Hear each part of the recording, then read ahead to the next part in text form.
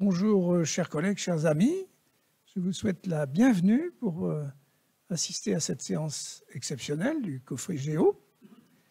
Nous allons vérifier si tous les gens qui sont en ligne peuvent nous écouter et nous voir. Je crois qu'il y a déjà pas mal d'inscrits qui sont en ligne et qui vont nous suivre dans les débats de cette journée.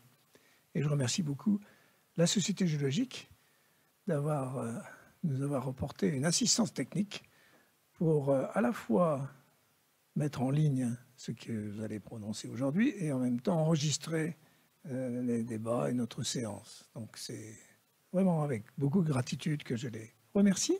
Je remercie aussi le bureau du coffret Géo qui a su organiser dans des conditions extrêmement difficiles cette séance. C'est tout à fait remarquable qu'elle puisse se tenir et elle répond au thème que j'avais proposé, qui était de mettre cette séance dédiée à l'histoire des exploitations minières et minérales. Et je crois qu'ils ont composé un programme avec des participants, des orateurs, qui répond parfaitement à mon souhait à l'époque, lorsque j'avais émis cette idée. Et nous allons avoir la chance de pouvoir écouter des exposés traitant de l'âge d'or du charbon en France, de l'âge d'or de l'uranium en France, du sel, etc., des bauxites et tout. Avant de démarrer cette séance, qui se déroule dans des conditions évidemment très spéciales, comme vous le savez, à cause de la situation sanitaire, elle se déroule aussi dans une journée extrêmement spéciale, puisqu'on va honorer aujourd'hui la mémoire d'un enseignant, Samuel Paty, qui a été assassiné pour avoir enseigné la liberté d'expression, le savoir, le dialogue. Et je crois que tout le coffret Géo et ses membres, dont beaucoup sont des enseignants-chercheurs, mais des enseignants, se sentent très solidaires de ce qui se passe. Et moi, je tiens à rendre hommage à cet homme courageux qui a payé de sa vie son enseignement. En fait, le coffret Géo, dans ses missions, répond à l'enseignement que tous les gens en France doivent recevoir, promouvoir la géologie, les idées, les débats, dialoguer entre nous, exposer ce qui s'est passé dans l'histoire des sciences géologiques, quand il y avait des accords et des désaccords, et continuer à présenter les résultats des sciences géologiques. Et encore récemment, le Centre d'enseignement à distance nous a sollicité pour mettre en ligne, de son côté, un exposé d'un de nos membres, qui est décédé, mais qui avait fait un exposé remarquable sur la dérive des continents. Tout ça pour exposer cela aux élèves et aux classes. On est, d'une certaine manière, aussi très motivés, très concernés par nos recherches et nos enseignements. Il y a aujourd'hui énormément de personnes qui ne croient pas à l'évolution des espèces, et j'en ai rencontré pas mal dans ma carrière, qui pensent certains même que la Terre est plate, d'autres que les temps géologiques ne remontent qu'à quelques milliers d'années et ne croient pas au temps long. Bref, que l'histoire de l'homme n'est pas du tout celle que l'on trouve dans des écrits. Et notre rôle est de continuer, avec tous les enseignants, à faire part des progrès de la science. Il y a quelques années, nous étions déjà soumis à des critiques, des créationnistes. Mais aujourd'hui, ça prend une tournure absolument dramatique et il faut résister plus que jamais. Il y a quelques années, j'ai été, à la suite d'une conférence sur l'évolution des espèces, dans un courrier que j'ai reçu, condamné à la damnation éternelle. Ce n'était pas encore trop grave, mais il y avait des réactions et mes confrères aux États-Unis se sont battus contre les créationnistes américains qui voulaient que l'enseignement créationniste soit enseigné dans les universités.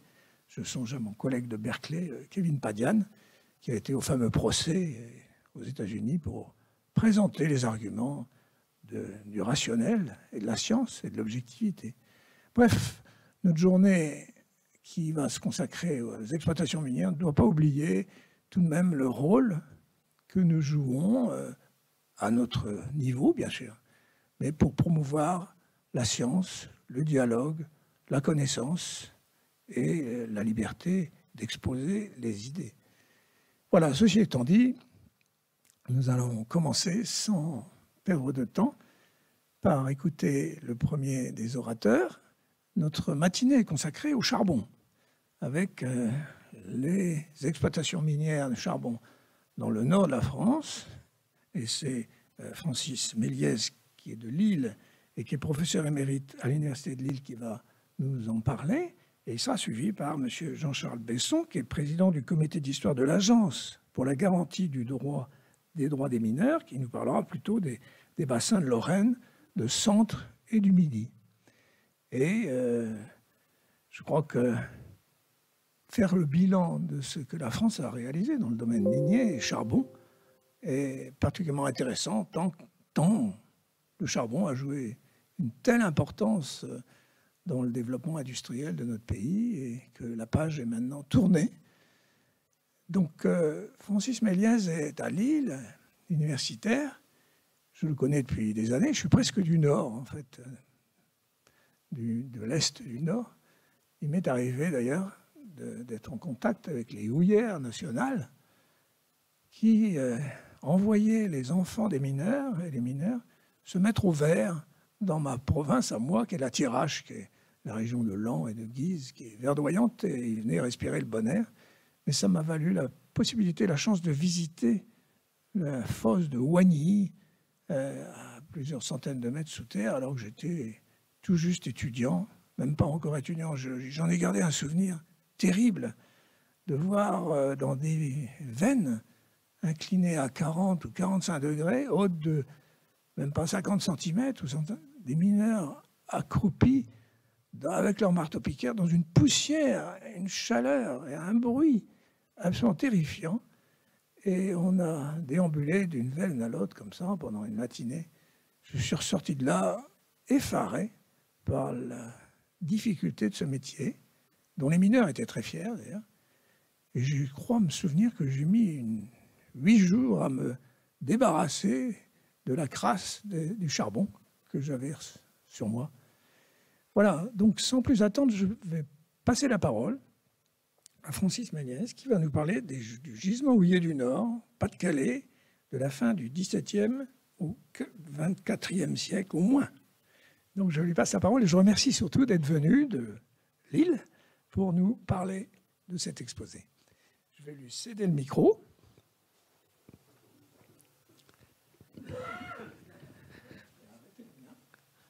Oui, on nous a donné à chacun notre micro. Voilà. Bonjour à tous, bienvenue. Ah, c'est bon? D'accord. Alors, merci de cette invitation Cofrigéo. C'est la première occasion pour moi de parler devant le Cofrigéo. Et je le prends également au titre de la Société géologique du Nord qui, cette année, célèbre ses 150 ans. Il y avait pas mal de manifestations qui étaient prévues pour ça. Et en fait, avec l'histoire de la Covid, eh bien, on a été obligé de presque reporter tout. La première manifestation qui a vraiment eu lieu en temps et en heure, c'était samedi dernier à Givet, bien sûr. Il fallait faire quelque chose à Givet. Et demain, il y en aura une autre qui se tiendra. Il y a un colloque qui est prévu avec la Société d'industrie minérale et le Unilassal à Beauvais. Sauf que l'évolution de la situation à l'intérieur de Unilassal Beauvais fait que finalement tout se fera à distance. C'est-à-dire qu'il y a tellement d'étudiants qui sont atteints également qu'il n'y aura quasiment pas de public là-bas sur place. Et même tous les intervenants seront chez eux. Donc, rendez-vous si ça vous intéresse à Beauvais. Ce sera aussi enregistré, en direct et enregistré. Voilà. Donc, ça sera une deuxième manifestation. Et le Cofrigéo donc, nous offre l'occasion de présenter un petit peu quelque chose qui a compté beaucoup dans la vie de la Société géologique du Nord. Voilà. Alors, cette image, c'est une image un petit peu classique pour qui connaît le Nord-Pas-de-Calais et qui est aujourd'hui, qui sert un petit peu de référence et de témoin, surtout depuis 2012, où le bassin minier du Nord-Pas-de-Calais a été reconnu, oui, a été reconnu par l'UNESCO, le classement UNESCO, au titre du patrimoine immatériel. Et on utilise souvent comme symbole les terris de. C'est celui-là? Non, c'est les terris du. Voilà, d'accord. Les terris du 11-19 de Los Angoël qui sont là. Le chevalement béton du Los Angoël qui était une telle fierté de charbonnage de France que quand j'étais gamin à l'école primaire, c'était évidemment un des sites visités par les voyages de classe. Et vous avez ici donc la ville de Lens devant vous. Et puis, pour évoquer aussi d'autres choses, le front de la guerre 14 passait ici juste derrière le bord de cette diapo. Et aujourd'hui, vous avez le Louvre-Lens qui est là sur une ancienne fosse minière. Et à côté, vous avez évidemment le temple, c'est-à-dire le stade Bollaert. Voilà. Donc, et la photo est prise depuis les terres canadiennes de Vimy. Voilà. La suivante. Non, c'est par là. Ah.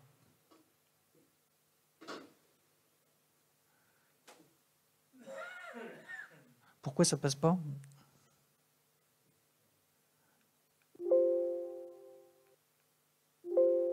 Ah. Ça y est. Donc, juste pour essayer de donner un peu une structuration à mon exposé, je propose 4 points. Je serai plus à l'aise comme ça. Je propose 4 points rapidement. En haut, on va dire ce qui s'est passé. Et puis, l'idée centrale que j'essaye d'avancer, c'est aussi le fait que peut-être que la vie de l'extraction est terminée, mais ce n'est pas pour autant que le gisement houillé n'est plus un intérêt et n'est plus un objet d'étude scientifique. Et donc, d'une part, aussi bien la connaissance du gisement lui-même que les phénomènes qui se produisent et qu'on qualifie de l'après-mine. Il y a quand même plus d'1 million de personnes qui habitent dessus et qui ont donc, qui vivent au quotidien des conséquences de cette extraction. Et donc, pour moi, ça fait partie de l'histoire du bassin minier, et c'est d'où mon titre, jusqu'au XXIe siècle au moins. Et cette carte, j'en parlerai un peu plus en détail tout à l'heure, mais c'est une peinture murale qui se trouve dans l'ancien institut de géologie à Lille. Et c'est la toute première représentation géologique qui est faite du gisement minier. C'est la première carte géologique qui est faite, j'expliquerai tout à l'heure dans quelles conditions elle a été faite.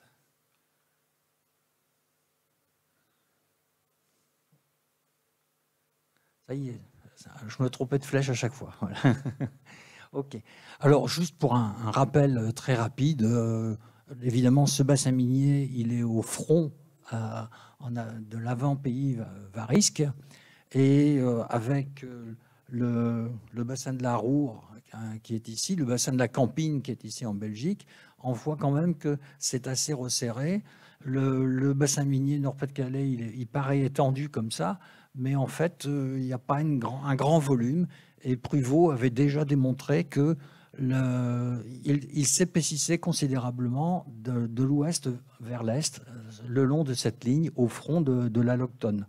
Et à côté de ça, il y a tous les bassins anglais qui, eux, sont très peu déformés, qui sont en avant-pays, qui ne sont pas beaucoup déformés, avec des veines plus ou moins épaisses, c'est vrai, plus épaisses au sud qu'au nord, mais très importantes, ce qui fait que les réserves anglaises étaient vraiment très considérables. Alors là aussi, du point de vue historique, le mot de houille, c'est Pruvot qui a écrit ça dans une de ses publications. Le mot de houille serait un mot wallon venant de la région de Liège. Et en Belgique, c'est vrai qu'on exploite le charbon depuis XIIe, XIIIe siècle. En tout cas, au XIIIe siècle, c'est déjà attesté par des écrits. Alors, M. Besson nous expliquera que dans le centre de la France, il y a eu également des exploitations de même âge. Mais dans le nord, rien, aucune trace, puisque de toute façon, le gisement souterrain du Nord-Pas-de-Calais est totalement souterrain. C'est l'un des rares gisements à être complètement souterrain. Rien n'est perceptible. Non, c'est là. Voilà. Ah, voilà. Alors, point important, historiquement, alors donc, il faut expliquer un petit peu comment il a émergé et pourquoi il est arrivé. Il n'y avait pas de frontière linéaire. La notion de frontière linéaire est quelque chose qui est défendu, une conception qui est défendue par Louvois, et puis mis en œuvre aussi par Vauban. Et cette frontière linéaire, la première, elle s'esquisse vraiment au traité d'Utrecht. Après, il y a encore quelques ajustements, mais c'est mineur. Dans ces grandes lignes, elle est fixée là. Et tiens, comme par hasard, le charbon qui est à l'affleurement, il vient jusqu'ici, et après, à l'ouest, il n'y a plus d'affleurement du tout. Donc moi, on ne m'enlèvera pas de l'idée qu'un des objectifs des négociateurs, c'était quand même d'avoir la mainmise sur les ressources de charbon. Il y a une historienne qui m'a accusé un petit peu un jour de la commission historique du Nord en disant que je faisais de la politique de Louis XIV une marchandisation. Bon, je pense que quand même c'était une notion qui est quand même importante. Une autre chose à signaler, parce que comme il n'y avait pas de source d'énergie, la seule source d'énergie c'était le bois, c'est tout. Et le pays de Philippe est ici, là, dans ce secteur-ci. Et c'était un pays qui était très boisé. Toute la tirage, tout l'Avesnois était très boisé.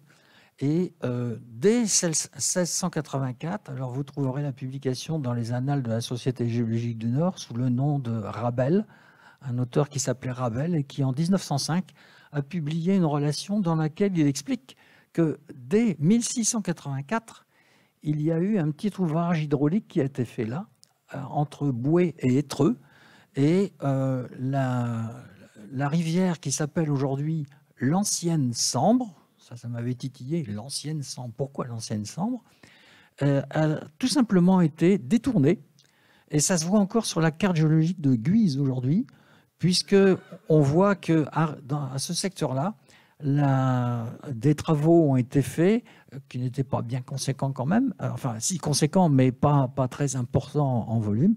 On a fait un fossé pour sortir la rivière de son lit, lui faire franchir la petite levée qui était à côté et se jeter dans un tout petit affluent qui lui-même se jette dans le Noirieux, qui est un affluent de rive droite de l'Oise. Et le but de l'opération, c'était d'avoir, avec un cours d'eau qui est quand même pas négligeable, de soutenir le débit du cours d'eau dans l'Oise, de façon à pouvoir, par flottaison, amener du bois à Paris. Voilà, c'était le but du jeu. Et ça, c'est donc fin XVIIe siècle. Et évidemment, parce que le bois, c'était la seule source d'énergie. Alors, il y a eu des choses comparables qui ont été faites dans le Morvan, mise en place de canaux également pour faire remonter du bois. Mais donc, ici aussi, dans cette région-là également. Heureusement, pas beaucoup, enfin quelques années plus tard, une découverte est faite. Il n'obéit pas bien, voilà. C'est bon. Et donc, une découverte est faite, là aussi, parce qu'un cultivateur, alors à l'époque, un cultivateur, c'est quand même pas le serf local, quand même. Hein. Un cultivateur, le sieur Hénichard, veut défricher un nouveau terrain. Et donc, il aboie les arbres, il vend les arbres, il n'y a pas de problème. Il défriche son terrain et là, pour une fois, avec sa charrue, il ressort un morceau de charbon. Et donc, effectivement, il y a un tout petit peu d'affleurement de charbon là, qui a été étudié après par Ollery, fin XVIIe siècle, fin XIXe siècle et début XXe siècle. Mais il y a un tout petit gisement de charbon qui, là, arrive à la surface. Alors, évidemment, ça met de l'intérêt sur tout ce secteur. Et il y a évidemment des financiers qui se disent que s'il y a du charbon en Angleterre, s'il y a du charbon à l'Est, il doit forcément y en avoir au milieu. Et donc, il faut entreprendre, il faut chercher, comme par hasard, quelques nobles. Alors, le sieur Anichard, l'un de ses descendants, qui m'a donné ce document, ainsi que la liste de ses ancêtres, a été l'un des derniers présidents de la Société des sciences, de l'agriculture et des arts de Lille. Voilà. Donc, et parmi les financeurs et ceux qui étaient intéressés à ça, il y avait par exemple la famille de Croy, la célèbre famille de Croy, qui, comme par hasard, s'est mis à acheter tous les terrains qui se trouvaient dans la partie est, ici, en se disant que ça pouvait toujours être utile. Donc, effectivement, c'est avec le prince de Croy, sous l'égide du prince de Croy, que va se construire la première compagnie minière importante, la compagnie des mines d'Anzin. Alors il y avait... Non, ça, c'était trop vite, là.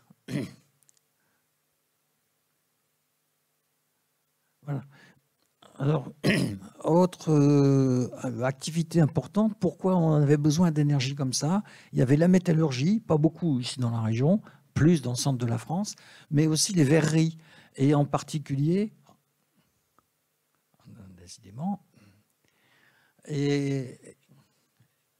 et en particulier, dans tout ce secteur de la Thiérache, il y a beaucoup de verreries, comme vous pouvez le voir sur cette carte. Et ces verreries étaient grosses consommatrices également de bois. Et donc, l'avantage, c'est que les verreries ont été les premières à aller essayer d'utiliser du charbon ici comme source d'énergie. Et du coup, effectivement, ça a contribué à attirer les industriels pour développer ça. Et donc, effectivement, je ne rentre pas dans les détails des personnes, mais le nom qui est le plus connu, le vicomte de Zandrouin, qui va le premier mettre en place un système pour aller explorer, évidemment, dans la continuité, parce qu'on n'a pas d'autres moyens de réflexion. Et il va commencer à réfléchir dans la continuité. Et pendant pas mal de temps, c'est le seul moyen qu'on ait pour essayer de rechercher le charbon, puisque comme il n'y a aucune marque en surface, on ne peut faire que prendre le charbon à l'avancement. On ne sait pas faire autrement. On n'a aucun moyen indirect de savoir où peut se continuer la veine. Donc on avance, et puis de temps en temps, charbon, il a failli. Il a failli, ça veut dire que c'est d'où sort le mot de faille, c'est-à-dire la veine s'arrête et il faut aller rechercher ailleurs, par où ça part, etc. Ce type de recherche linéaire comme ça va donner par exemple Alors il va y avoir beaucoup de sondages qui vont se faire ici, dans cette partie-ci, y compris, alors moi je suis de là, y compris ici au sud d'Arras et à Montchilpreux par exemple, il y a eu un sondage qui a quelques centaines de mètres a trouvé du charbon, effectivement, mais pas grand-chose, et puis dans des conditions qui étaient un petit peu difficiles. Et le bulletin d'information de l'AGBP a publié une très petite note de Claude Guernet, qui lui est de la région de Dieppe, signalant qu'il avait retrouvé un papier où un entrepreneur avait voulu chercher, c'est pas qu'il avait voulu, mais il avait entrepris de faire des sondages pour aller chercher du charbon ici dans la région de Dieppe, dans le prolongement de cette première partie. Ça se passe comme ça jusqu'au milieu du 19e siècle. Et l'école des mines, entre-temps, a mis en place un système de permanents régionaux. Et dans la région, ça va être, pour tout le district du Nord, ça va être Charles Duswick qui va être nommé et qui rendra son poste. Il sera basé à Arras, où il sera de 1835 à 1852. Et Duswick, il est le premier à ne pas être simplement un gestionnaire, mais à réfléchir un peu sur le gisement. Et il se désole de voir autant d'argent dépensé par les entrepreneurs qui foncent et qui ne cherchent pas à réfléchir où peut être passé le gisement. Et Duswick va être le premier à dire qu'il faudrait peut-être rechercher un petit peu vers le nord. Alors j'ai essayé de mettre ici, en fonction de l'âge des concessions. Ah oui, point important aussi, la recherche, pour ordonner un petit peu la recherche, le roi prend un arrêté en 1744 qui va organiser la recherche et qui rappelle surtout le principe fondamental, c'est que le tréfonds, le sous-sol, c'est la propriété royale, c'est la propriété du roi. Et donc, d'emblée, ça met en place le régime de concession, parce que forcément, l'État n'a pas les moyens techniques de le faire. Il va devoir donc concéder à un tiers les activités techniques. Et ce régime de concession, il a fonctionné jusque récemment, jusque ici, 2000. Parce que j'ai participé avec Charbonnages de France et au nom du Conseil régional Nord-Pas-de-Calais à la négociation des sorties de concessions minières, parce que ça n'avait jamais été fait. Juridiquement, il n'y avait rien du tout. Je ne traîne pas plus sur ça, mais on peut donner davantage de précisions sur la façon dont ça s'est passé. Ça a été un peu mouvementé. Et donc, du SWIC, se désolant de voir ce gâchis matériel ici et financier, il est le premier à dire qu'il faudrait peut-être chercher vers le nord, au nord de Douai. Et bon, c'est plus une intuition qu'autre chose. Il n'avait aucune preuve tangible pour avancer ça. Et il a fallu la découverte inopinée d'une veine de charbon de très bonne qualité à Oigny, justement, à la suite d'une recherche en eau. Alors cette histoire-là, elle est bien connue. Donc Mademoiselle Declercq a besoin de rechercher l'eau. Elle appelle un puisatier qui sait faire et qui creuse à travers la craie. Et il est tombé sur l'un des endroits, il y en a quand même quelques-uns, où on peut traverser la craie sans rencontrer une goutte d'eau, sans rencontrer vraiment une nappe aquifère.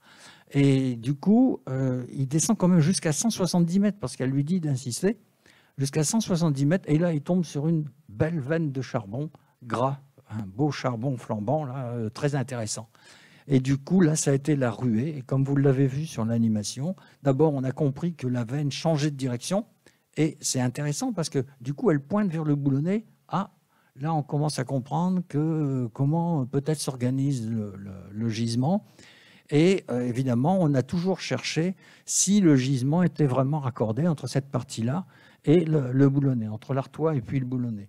Et il a fallu la guerre 14, le front de la guerre 14 qui passe ici et qui va être figé là, pendant 4 ans.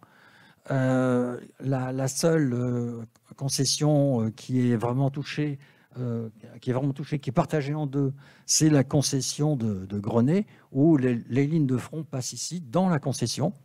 Et c'est là qu'on a le cas de figure. Alors tout ceci est relaté dans le livre qui a été coédité par l'AGBP, le COFRIGEO et la SGN. Donc c'est ici qu'on a le seul cas où un même siège avait 2 puits qui étaient reliés, mais qui se trouvent de part et d'autre des lignes de front, et où il y a eu vraiment un épisode de guerre au fond, où il y a eu des batailles entre Anglais et Allemands au fond, avant que les Français n'arrivent à mettre un mur et à murer complètement la liaison entre les deux.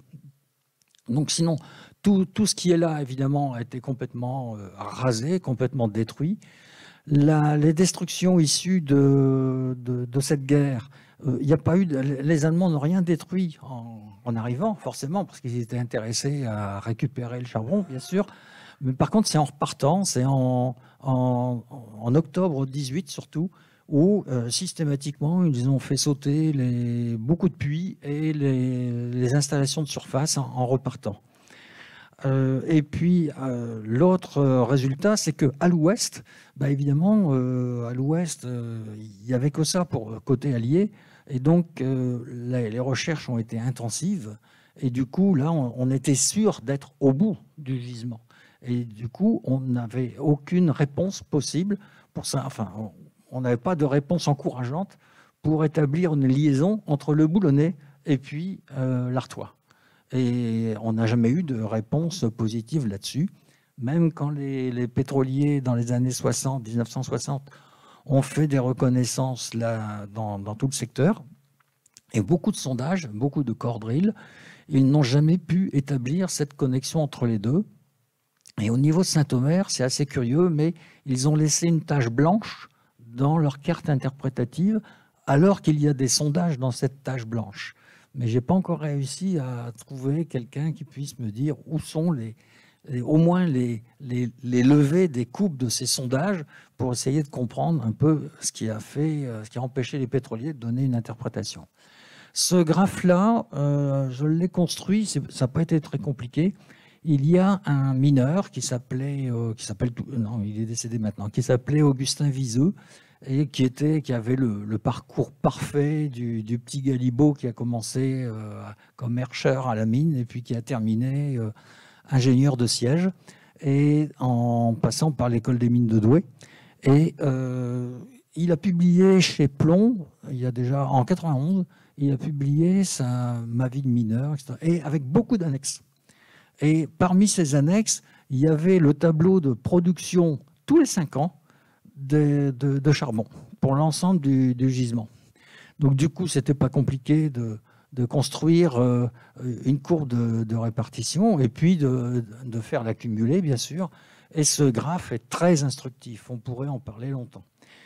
Donc, ce qui est intéressant de voir, c'est que les deux guerres marquent effectivement 2 pics vers le bas, 2 pics négatifs. Mais le point important pour moi, c'est pas le point bas, c'est le décrochement.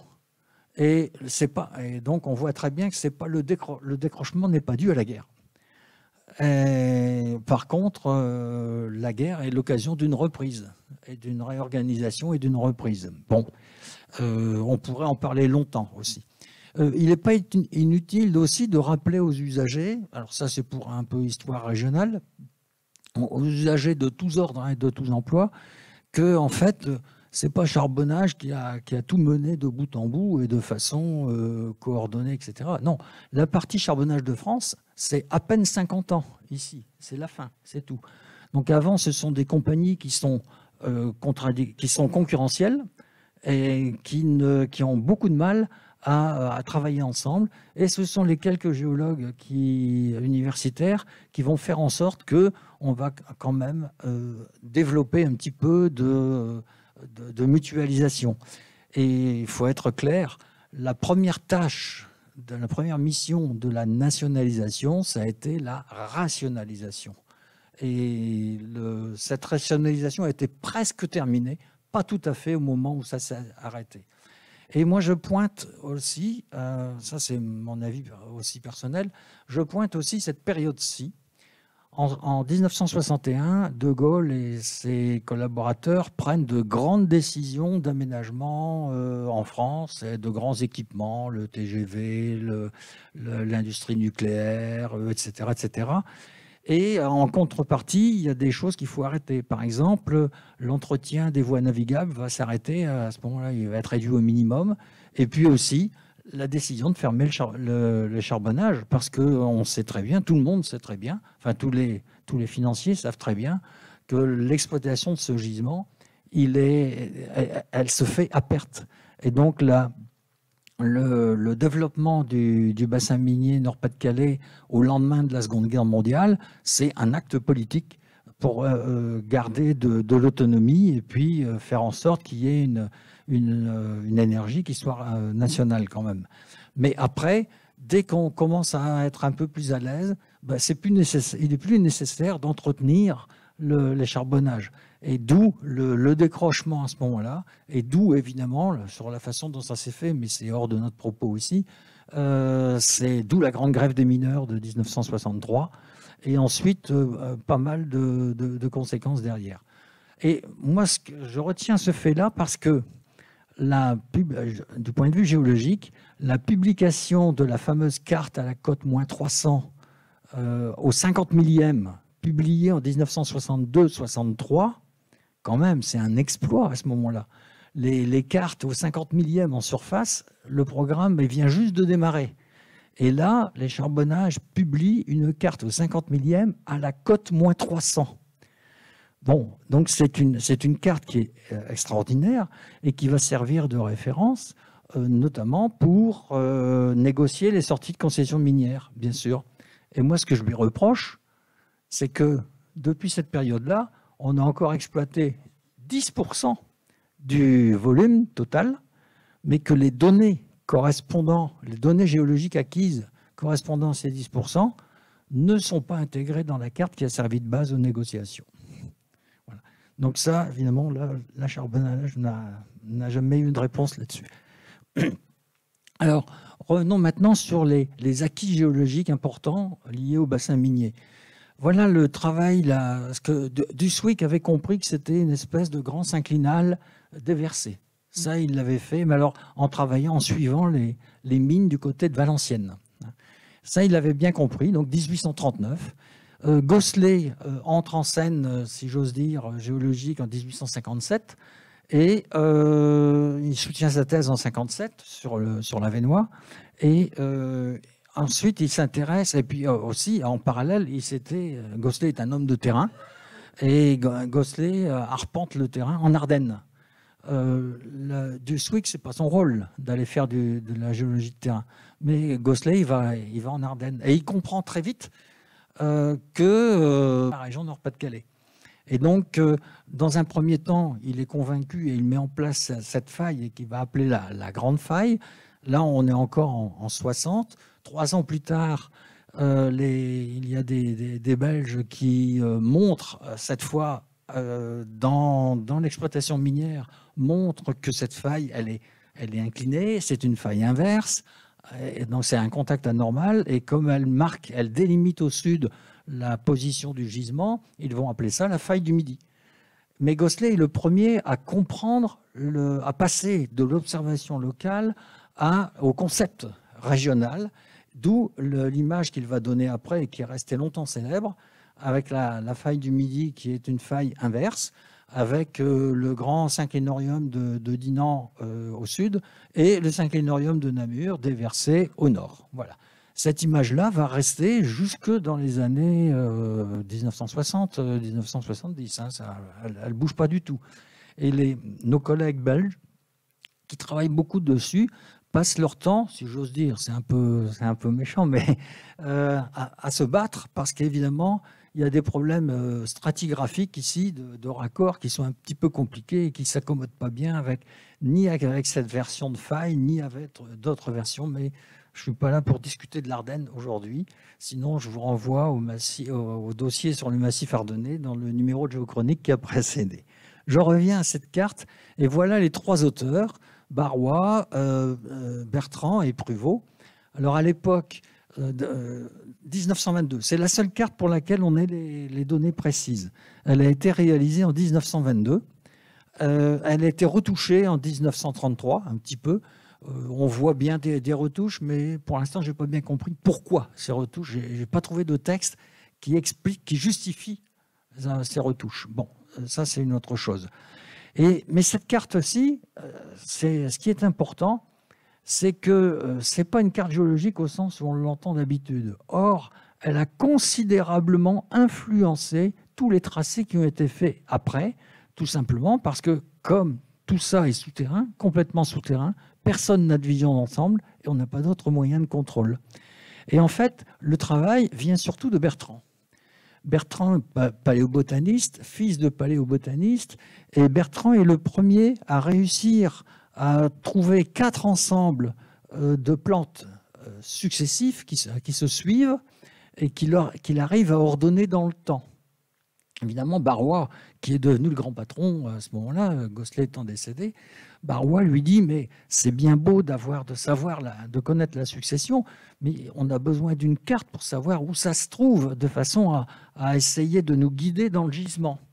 Et donc, accompagné de Pruvot, qui est à l'époque le petit Grouillot, c'est l'étudiant de Master 2 qui va tenir le crayon, quoi. Enfin, j'exagère un petit peu, mais c'est à peu près ça, quoi. Et donc, avec Bertrand et Pruvot, vont se mettre à dessiner ceci. Et leur raisonnement, c'est pas du tout des structuralistes, hein. Leur raisonnement, c'est de dire que quand on a des contacts qui sont anormaux, ben on dessine un trait. Et après, dans la tête de tous ceux qui vont utiliser cette carte, ces contacts anormaux du point de vue stratigraphique deviennent autant de failles qui sont gardées, dont le tracé est gardé tel quel jusqu'au bout. Parmi les apports, il y a évidemment la notion de subsidence qui est due à Pruvot et qui a été publiée dans... Je n'ai pas mis la photo, mais il y a tout le travail de Paul Corsin et de tous ceux qui ont travaillé autour de lui, Jean-Pierre Lavenne qui est décédé l'année dernière, et qui ont contribué à reconstituer des vues paléogéographiques, des paléopaysages. Et puis, alors ça quand même, il fallait garder, c'est aussi dans l'ancien institut de géologie, il fallait mettre cette photo-là. Tout le mobilier qui est là, enfin plutôt les balustrades, escaliers, tout ça, c'est d'origine. Hein. C'est absolument d'origine, de même que le lustre. C'est toujours le même depuis 1895. Et on espère bien que cette salle qui a servi à la documentation, la LGN puisse à nouveau retenir ces réunions là-dedans, ce qui se faisait dans le temps. Et puis bon, pour l'instant, c'est à négocier avec le... Et il y a ici ce qu'on appelle les tables de verre, 8 tables de verre, et ce sont des industriels qui ont fait ça. Donc c'est Barrois qui a trouvé ça dans une... Philippe, tu te souviens peut-être de l'année, mais pour une exposition universelle, et ça a été préparé par quelques collègues, c'était international, là, mais des gens qui étaient dans des compagnies, c'était des industriels qui ont fait ça, et qui ont fait des tables de verre, une coupe sur une plaque de verre, ils ont dessiné la géologie qui étaient rencontrées, c'est-à-dire les différentes failles et les différentes couches, les différentes veines, mais là, ils ont dessiné ce qu'ils voyaient. Donc là, il n'y a pas d'interprétation. Ils ont dessiné ce qu'ils voyaient, et vous en avez une tous les kilomètres. Sachant que le bassin minier fait à peu près 100 km de large, ça en représente beaucoup. Et ces planches de verre, elles sont verticales ici, et mises côte à côte, et la carte est dessinée au-dessus, sur une autre plaque de verre. Une seule qui soit exposée dans le musée d'histoire naturelle de Lille. Pas bien valorisée, mais il y en a une qui est exposée. Et on a retrouvé les autres, en plus ou moins bon état, mais on les a retrouvés. Il y en a 3 qui traînent vraiment dans un hangar à pigeons au centre historique minier de Leeuwarden. Et puis il y en a d'autres qui sont rangés dans les réserves, enfin à différents endroits. Et aujourd'hui, un projet qu'on aimerait bien, c'est pouvoir les restaurer et le remettre en place. C'est du patrimoine. Ça n'est plus qu'une valeur patrimoniale, mais c'est une valeur patrimoniale très importante quand même. 1905, cette réalisation-là. Bon, donc, mais pour ça, pour un tel projet, bon, il faut trouver des financeurs. D'une stratigraphie, d'une biostratigraphie de référence. Alors, le gisement houillé du Nord-Pas-de-Calais, je vous l'ai dit tout à l'heure, c'est un bout de gisement tout à fait à l'ouest. Hein, c'est une terminaison de gisement. Pruvot l'avait déjà bien compris. Et ce qui a été repéré là-dedans, en bleu, ce sont des plus en plus continentales.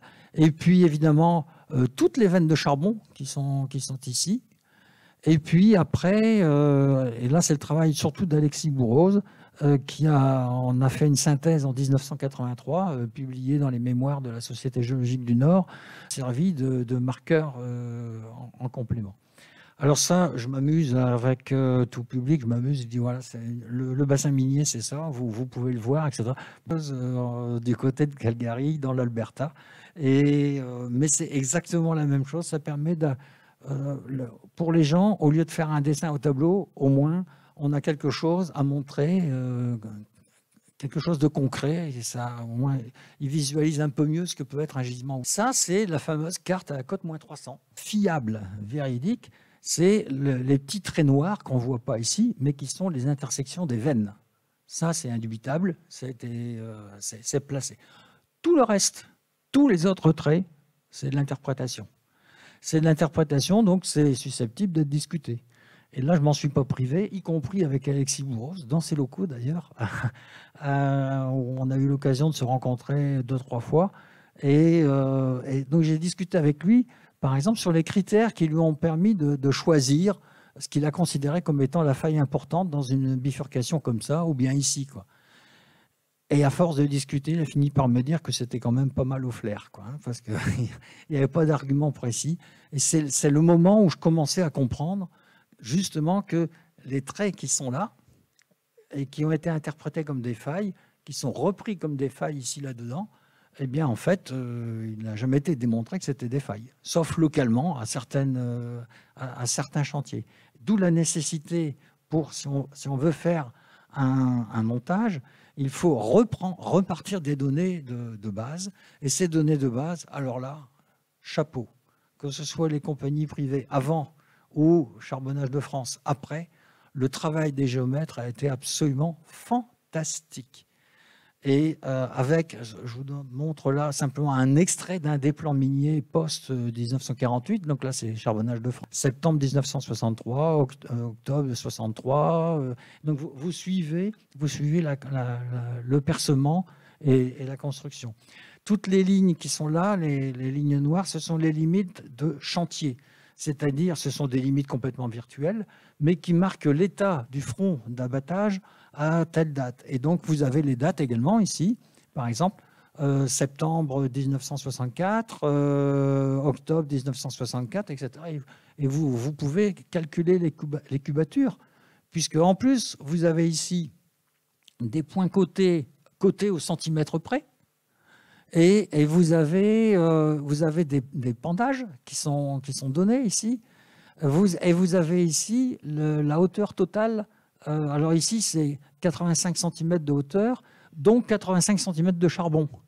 Mais ailleurs, ça peut être... Ici, c'est 74 cm de charbon sur une épaisseur, une ouverture de 1 mètre, etc., etc.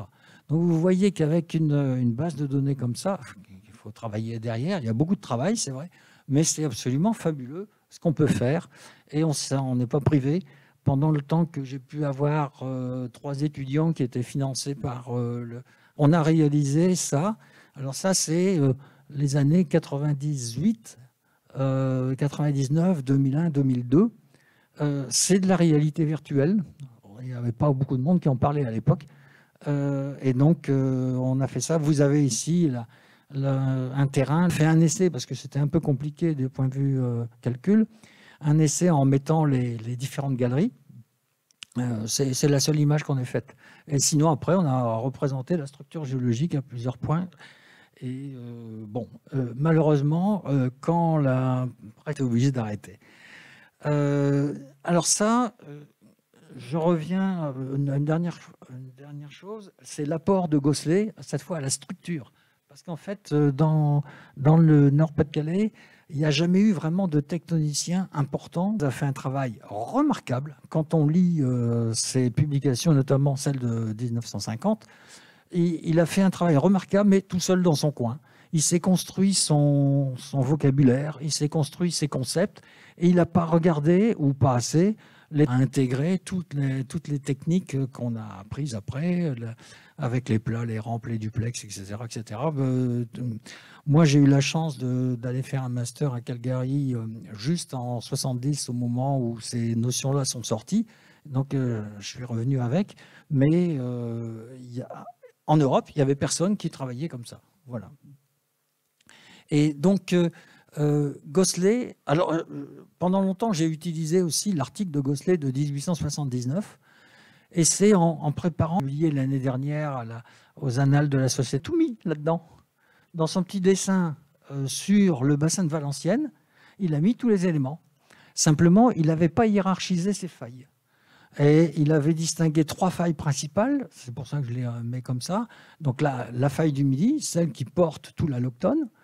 La faille qu'il a appelée crâne retour, c'est-à-dire celle qui est au-dessus, celle qui vient coiffer tout ce qui est en puits dans laquelle il y a du charbon. Il y a du charbon des 2 côtés, ici. Par contre, les séries normales, elles sont ici et là. C'est complètement inverse, plus ou moins écrabouillé, etc.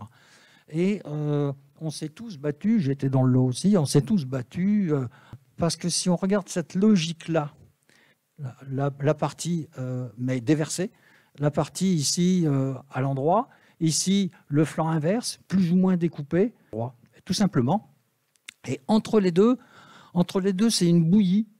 C'est une bouillie qui résulte simplement de la friction de tout ce qui est autour. Et donc, en remettant ça, là, c'est le début. Il faut reprendre ça. Il faudrait reprendre sur cette base-là. Et à mon avis, on va à nouveau avancer. Il y a une fosse qui est ici. En dessous de ça, un carreau de fosse. La fosse qui est là, elle fait à peu près 700 mètres à peu près de profondeur ici. En souterrain. Et c'est ça qui est dramatique parce que du coup, ça ne se voit pas. Et du coup, la mémoire se perd très complètement entropée, plus ou moins structurée, hein, c'est très schématique. Là, ici au-dessus, c'est la craie, avec le niveau des dièves, c'est-à-dire les marnes du Turonien qui sont réputées imperméables, et puis le tertiaire qui fait des buttes témoins ici au-dessus. Et donc, on a l'aquifère principal régional qui est dans la craie, on a un petit aquifère carbonifère et qui va filtrer Père à Saint-Somme. Là, ici, il va y avoir des fuites Père des Saint-Somme à la fois naturelles dues à des affaissements. Et donc ici, on a pu calculer avec Charbonnage de France, le volume des vides créées, c'est à peu près 550 millions de mètres cubes qui a été mené avec Charbonnage de France à ce moment-là. C'est 1997-98. Et on a pu établir que ça se remplit et on a pu estimer l'ordre de grandeur du remplissage. Pardon. Ah, bon. Ça s'est fait un peu vite. Donc, le remplissage se fait actuellement. Seront effectivement comblés normalement statiques, étant donné qu'ils fassent à certains endroits pas très loin de la surface, mais quand même en inondation. Quand vous avez un lac comme celui-ci, eh bien 120 hectares quand même, c'est pas parce qu'il y a du remplissage, parce qu'en plus celui-là, il n'y a même pas de rivière qui arrive dedans. C'est simplement parce que le terrain est descendu en dessous du niveau de la nappe phréatique. Et c'est donc la nappe phréatique qui est là à l'affleurement. Bon, je passe là-dessus. Le point important, mais je vous le signale en passant, c'est tout, et qui constitue le risque majeur aujourd'hui, c'est qu'évidemment, au fur et à mesure que l'eau remonte, elle coince les bulles de gaz de grisou qui sont là, et d'où la nécessité de faire des forages, parce que je répète, il y a 1 200 000 personnes dessus, de faire des forages de façon à purger au fur et à mesure. Et c'est pour ça que pendant un moment, la société Gazonor a essayé de mettre en dépression cette bulle de gaz qui est ici. Mais normalement, si on ne s'est pas trompé, ce problème-là du gaz devra être clos. Qui nous peut plus que d'un Allemand, d'un mineur allemand, qui a publié ça en 1943. C'était pas la meilleure période climatique du processus. Et dans notre modèle, on a réussi à rendre compte, on n'a jamais mis dans les mesures de compensation, pas dit. C'est-à-dire tout simplement, c'est une méthode classique, hein, une de charbon qui a été exploitée à peu près partout. Ça, on avait les données. Donc, on pouvait savoir quelle était l'épaisseur, le trou maximal sur une verticale qui était faite de l'anciel, de façon à cerner une supervision de ça seulement. Ça y est. Voilà, merci. Long, je crois. Ouais. Cet exposé passionnant, très complet, qui vraiment fait une... Je voulais juste lui faire remarquer que j'ai eu la chance d'avoir Pierre Pruvot comme professeur enseignant absolument magnifique. Chacun son tour le voir dans son bureau. Il disait, ne vous inquiétez pas, vous n'aurez pas ça à l'examen. Mais tout ça pour dire que j'ai gardé mes polycopiés, édités par l'Association coopérative des étudiants en sciences, des cours de Pruvot. Et si ça t'intéresse, peut-être... on a maintenant que est en train d'ouvrir des fonds comme venu. Là-bas, mais je ne sais pas qui...